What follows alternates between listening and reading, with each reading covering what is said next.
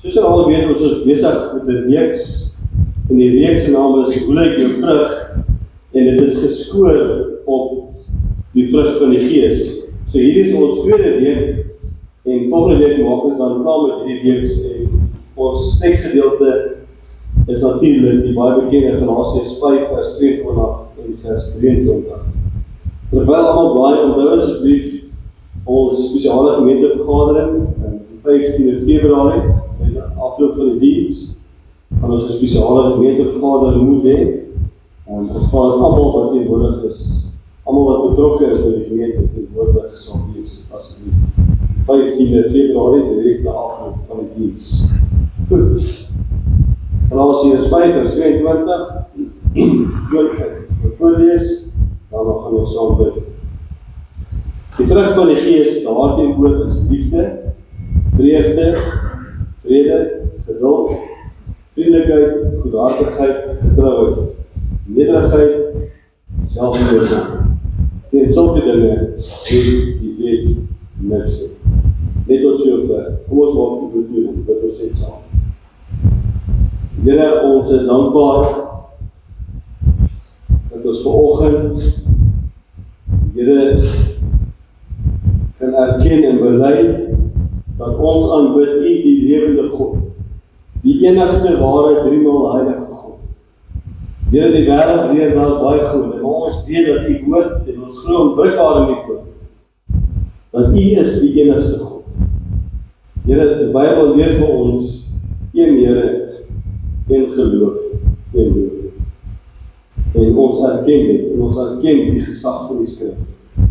Ons is dankbaar vir elkeen wat vanoggend hier is, Here Jesus. En ons bid ook, waar die woord sy loop gaan neem, oral in die wêreld, in die land, Here, dat mense sal hoor, die evangelie, die goeie nuus van Jesus Christus.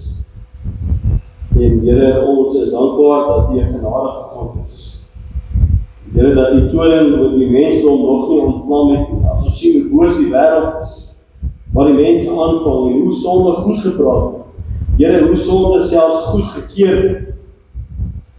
En hoe sonde half die norm geword het in die samelewing, dan besef ons, Here, dat U is werklik 'n genadige God. Maar ek bid ook, Here, dat ons sal besef, ja, U is genadig, U is vol liefde, maar U is ook 'n regverdige God. En Here, ons kom vanoggend, en ons besef, Here Jesus, dat ons as mens, ons skiet ver te kom. En dankie, Here, dat ons soos Dawid kan sê, wat is die mens wat U nog dink? Here Jesus, dat U vir ons goed is, bo verwagting, onverdienstig.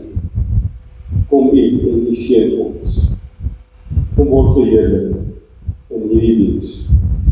In Jesus naam bid ons dit. Amen. Vrugte van die Gees, laasweek het ons gesê, daar was 29 vrugte van die Gees, 9 vrugte van die Gees. Eigenlijk is het verkeerd as ons sê vrugte. Ek is ook verkeerd. Ons moet sê 9 vrug van die Gees. Die vrug van die Gees is dan uit 9 eienskappe. Soos die laasweek die eerste 3 hanteer, sê van die rede dat ek grappig het om die keel, excuse. Hierdie week begin ons, en die eerste ene waarna ons gaan kyk, is geduld. Nou kyk, dis iets wat daarmee baie van ons sukkel.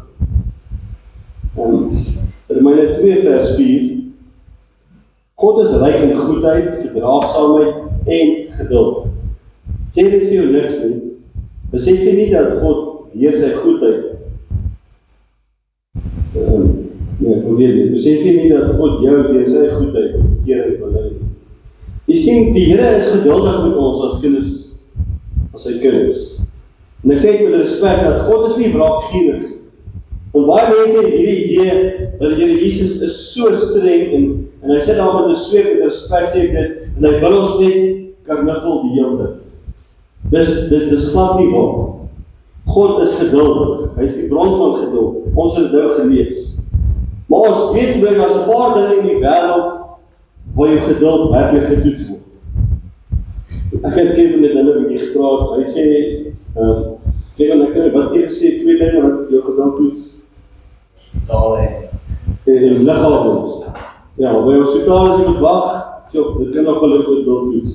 En liggawens ook nog. Vir my, is binnelandse sake, ek weet nie vir julle in die lisensiekantoor. As jy daar begin staan in 'n lang ry, dan word jou geduld nogal getoets, is dit nie? Maar ons as kinders vir die Here word ook geestelik getoets. Ons geduld word ook geestelik getoets. Want baie keer is daar iets in jou lewe en jy bid en jy bid en jy vra vir die Here en jy pleit by die Here, maar daar gebeur niks. En dan raak jy so half ongeduldig, want dit voel vir jou, jy vra vir die Here en jy bid vir die Here, daar kom nie 'n antwoord nie. Dit voel eintlik vir jou asof jou gebede, asof dit in die bakplaas moet vaslaan. Die Here antwoord jou nie en dan gebeur net niks. Nou hoe maak jy dan? Ek dink die belangrikste ding is, die eerste ding wat jy doen is, soek eers die fout by jouself. Want as daar 'n sonde in jou lewe is, sê die Bybel dit in Jesaja 59 vers 2, sê hy, julle sonde het 'n skeidsmuur geword tussen my en julle.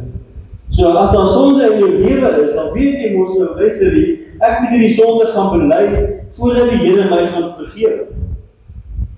Maar hoe maak jy as daar nie sonde is, as daar nou niks gebeur het nie? Weet jy wat doen jy? Jy hou aan. Jy hou aan vir dinge op die Here, want die Bybel leer vir ons, die Here se tyd is nie ons tyd.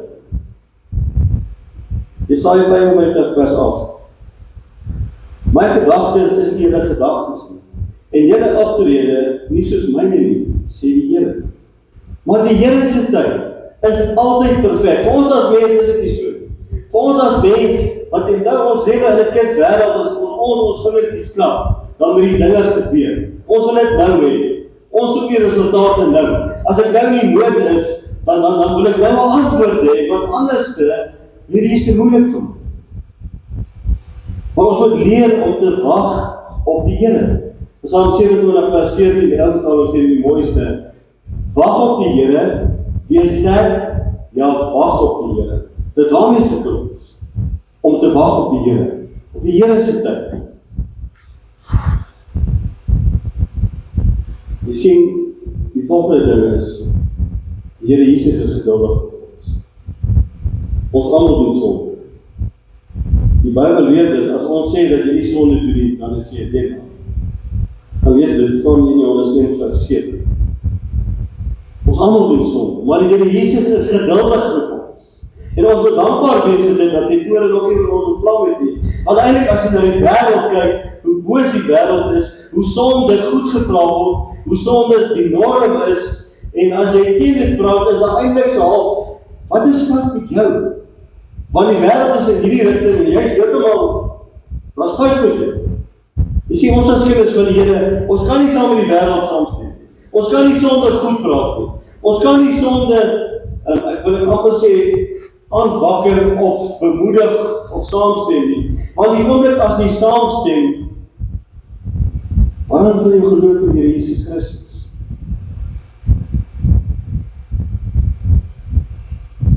Psalm 86 vers 15. Die Here is 'n barmhartige en genadige God, lankmoedig, vol liefde en trou. Ek dink ek en jy was al op 'n keer in jou lewe skuldig gewees, dat jy ongeduldig was. Maar veral met mense. Want weet jy wat, omdat die Here geduldig is met ons, moet ons dieselfde doen met ander mense. Maar dis nie van ons sukkel. Luister, ek dink jy is iemand wat vanoggend kan sê, ek sukkel nie met dit.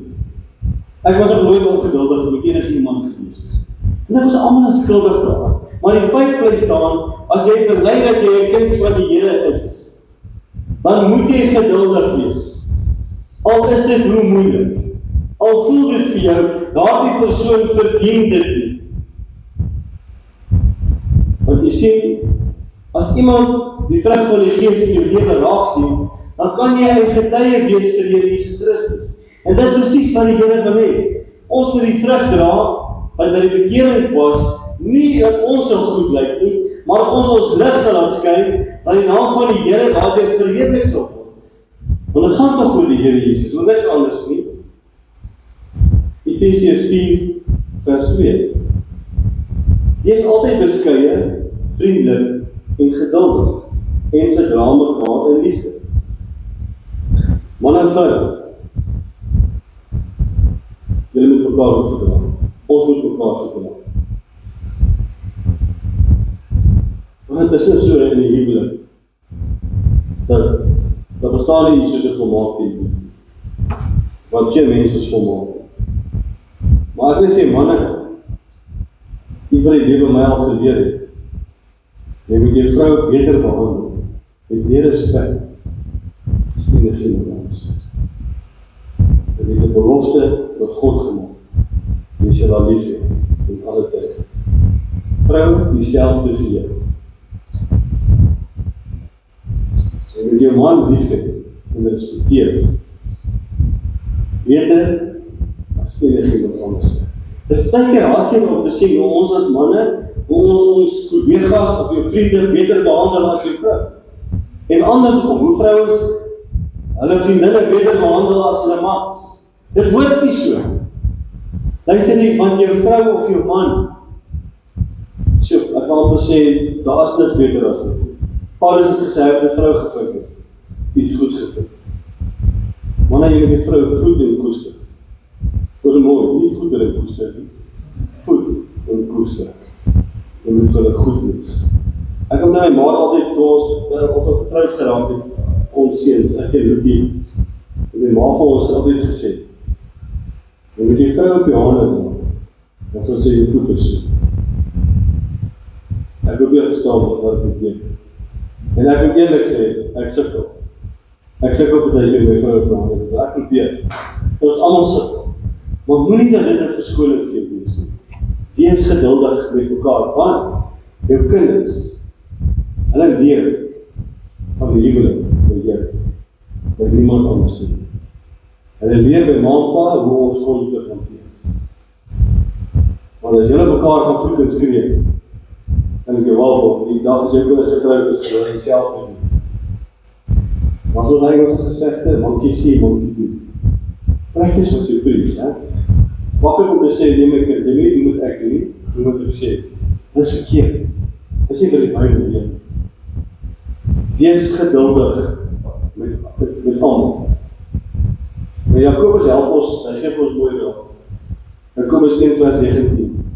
My liewe broers, dit het in 'n gedagte hou, elke mens moet maar te gewillig wees om te luister. Nie te gou te praat nie, en nie te gou kwaad te doen. Jakobus som dit baie mooi op.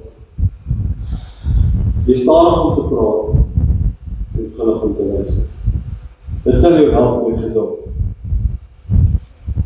Want ons lewe in 'n era waar mense geduld ontbreek. Het jy al gesien, as iemand net vir jou inry, of iemand net vir iemand inry, mense is ongeduldig met mekaar. Padwoede is jare terug was dit nie eintlik iets nie, maar vandag se tyd is daar mense doodgemaak as gevolg van padwoede, ongeduld. So as jy kind van die Here is, moet jy geduldig wees. Een van die vrugte van die Gees. Onthou, die vrug van die Gees is nie onderhandelbaar. Jy moet, as jy kind van die Here is, dan moet al die vrug deel wees van die lewe. En as jy sukkel met een, dan moet jy werk aan. En die Here vra om jou te help. Volgende ene, vriendelikheid. Nou almal ken hierdie ene. Laat julle vriendelikheid aan sekere mense geken word, die Here is naby. Nee, dis nie raas nie. Laat julle vriendelikheid aan alle mense. Wie is alle mense? Dis net die mense in die kerk. Dis net jou kinders. Nee, laat jou vriendelikheid aan alle mense beteken alle mense. Almal beteken almal.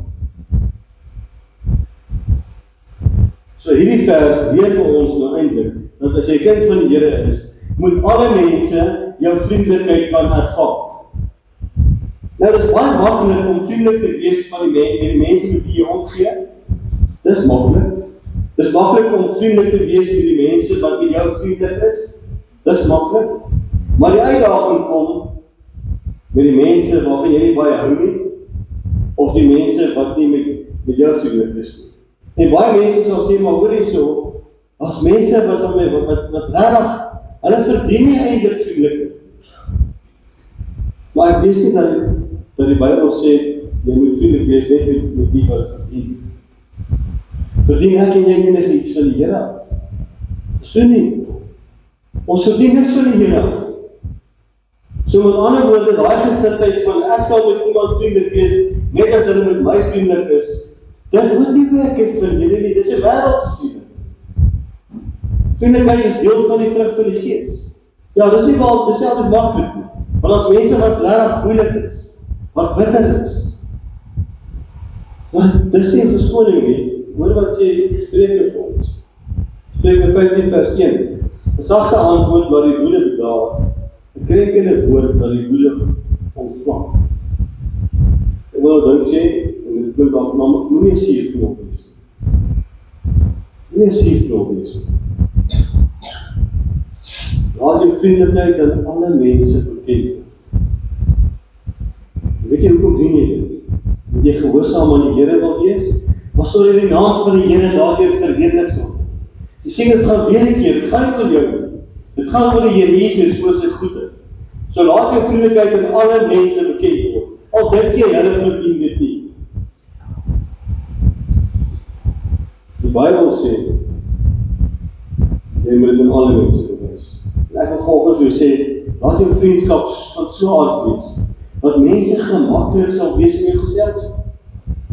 Dat hulle nie moet voel, ons moet, as ek met hierdie persoon praat, moet dit, ek moet op eers doen. Mense moet gemaklik met jou wees.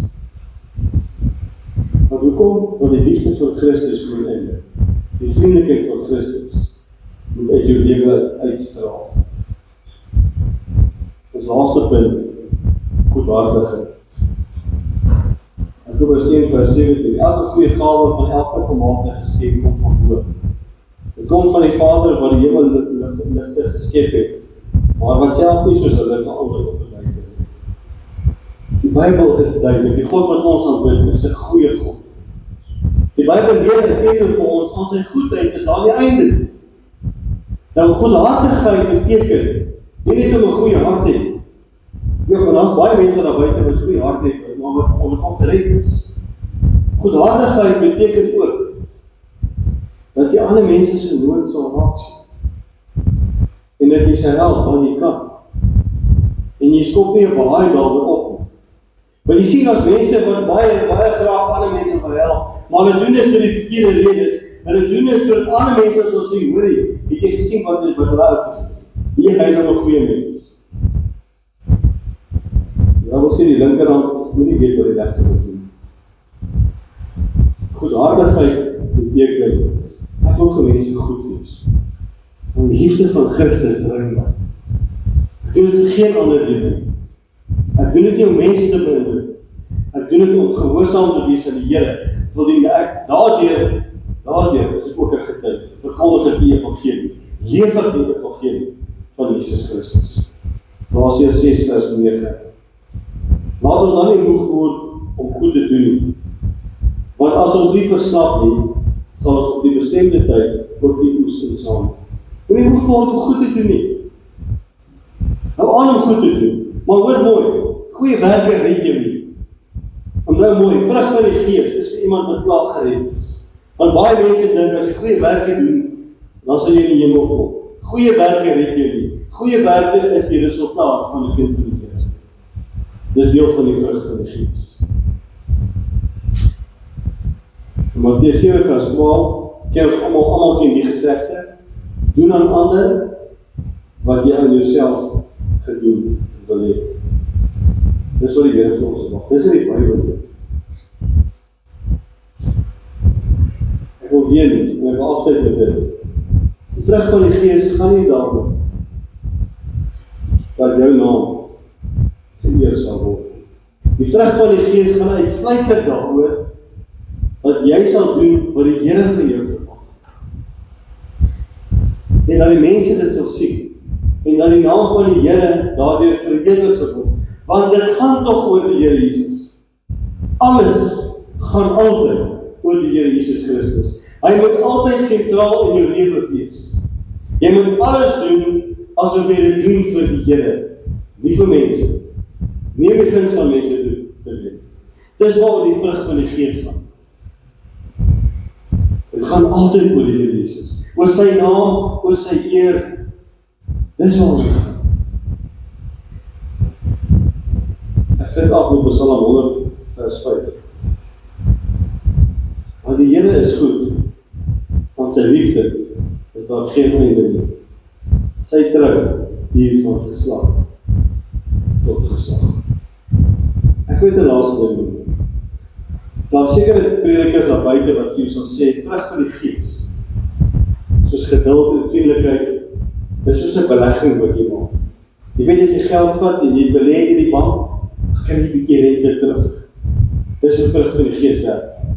Dis absolute snack. As jy iets doen vir die Here, as jy opoffer, as jy gee, as jy help, dan doen jy dit sonder om terug te verwag. Dis waaroor dit gaan. Jy doen dit vir die liefde vir die Here. Jy doen dit nie om iets terug te verwag nie. Want dan is jou gesindheid verkeerd. Want dan doen jy nie vir die Bybel vir ons leer. Alles wat ons doen ons tot eer vir die Here. Kom ons net op vir gebed. Almagtige God, Hemelse Vader, Here, ons is so dankbaar dat U woord vir ons leer, dat ons die vrug sal dra wat by die bekering sal pas. En Here, as ons hierdie vrug, hierdie eienskappe, as ons dit deurgaan, en Here dan besef het, Here, ek staan eerste in Here. Ek stiek verder te goed, Here. Hoeveel keer stel ons nie vir U te doen? En ek bid, Here Jesus, dit waarmee ons sukkel, U vir ons by die hand sal vat. Dat U ons genadig sal wees, en dat U vir ons sal help, Here Jesus. Here, dat ons so sal lewe, dat alles wat ons sal doen, of ons sal eet, of ons drink, of enigiets anders, dat ons sal dit sal doen tot eer en verheerliking van U groot en U heilige naam. Here, want U is dit waardig. En ek bid, Here, vir die week wat voor lê, dat ons werklik sal onthou van die vrug van die Gees, en dat ons al die eienskappe, dat ons waarlik ons lig sal laat skyn, sodat mense dit sal raak sien. Maar Here, nie vir ons gewin, maar vir U eer en U kosbare naam. In Jesus naam bid ons dit. Amen.